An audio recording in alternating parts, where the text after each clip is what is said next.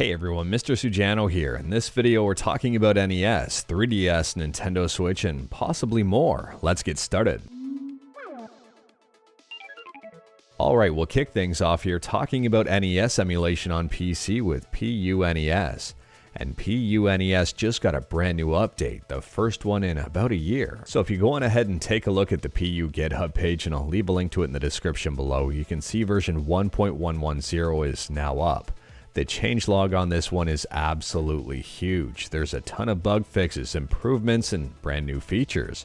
For example, if I scroll way down the list here, we can see that there's brand new video filters. Now, if you haven't checked out PUNES before, it's free, it's open source, it's easy to use, it's fun to use, and it's highly accurate. You should definitely give it a shot. Check out the GitHub page in the description below. Next up, we're talking about Nintendo 3DS emulation on Android and also kind of on PC with Citra.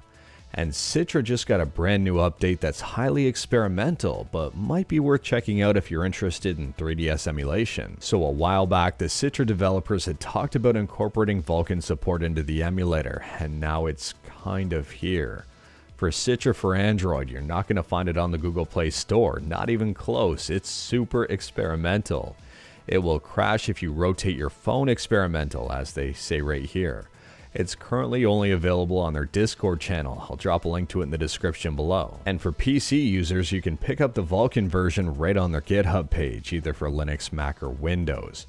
Now, you will need a GitHub account in order to download these files. GitHub accounts are 100% free, but at the same time, I want to stress that these are highly experimental.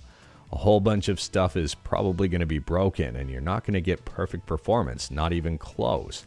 This is more or less just to test Vulkan out and get some initial impressions, and that's really about it. And speaking about initial impressions, next up we're talking about 3DS emulation with Mikage, which still hasn't released yet, but we're getting closer. Now, it's absolutely no secret that the developer of Mikage is working extremely hard to try to deliver the best 3DS emulation experience possible on both PC and Android. And they might be charging for this emulator, and they're trying to determine how much to charge. They currently have a poll on Twitter, either free, $9.90, $29.90, or $59.90. Now, as much as I support and love free and open source and all of the benefits that come with it, at the same time, I can understand the developer trying to get paid for all of the effort they're putting in. I've paid for emulators in the past. Drastic comes to mind, Redream comes to mind, and a bunch of others, including stuff like Pizza Boy. I'll be paying for emulators in the future, I don't doubt that for one bit.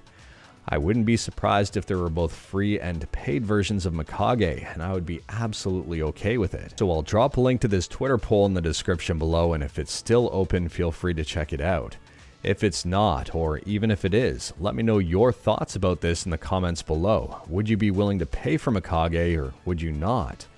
And what would you expect if you are paying for Mikage? What kind of emulation experience? Let me know in the comments below. But moving on, and we're talking about Nintendo Switch emulation on PC with Yuzu, and the free mainline build of Yuzu just got a massive update. So mainline build 1295 of Yuzu just dropped, and there's a whole bunch of performance improvements here, and I mean a whole bunch.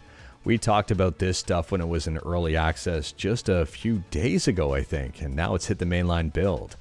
If you're using Yuzu, make sure you're using the latest and obviously greatest version. I mean, we've got performance improvements on Pokemon Scarlet and Violet. Marvel Ultimate Alliance 3, The Black Order, is now playable at full speed on most systems with Vulkan. On top of that, Fire Emblem Warriors should no longer crash after using special attacks. And as for the performance improvements, there's a whole bunch here, including one when you're scaling games to a higher resolution. You might see a bit of increased performance. Yuzu is free, it's open source except for the testing build, and I'll drop a link to Yuzu's website in the description below. If you haven't checked it out in a while, make sure to update it and check it out. It's just got a whole lot better. Next up, this is kind of crazy, but also kind of cool.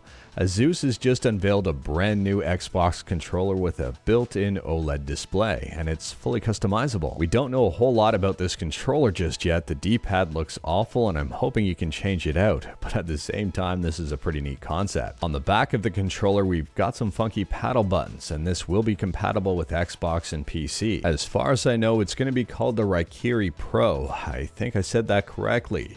You can connect it wired, Bluetooth, or 2.4G wireless. But anyways, that is all I've got for you in this one. Straight to the point, all stuff and no fluff. We talked about a bit in this one, so let me know your thoughts about absolutely any of it in the comments below. If you like this video, leave a like. If you didn't like this video, leave a like. Hit that subscribe button, check out my other videos. Don't tempt fate, save your state.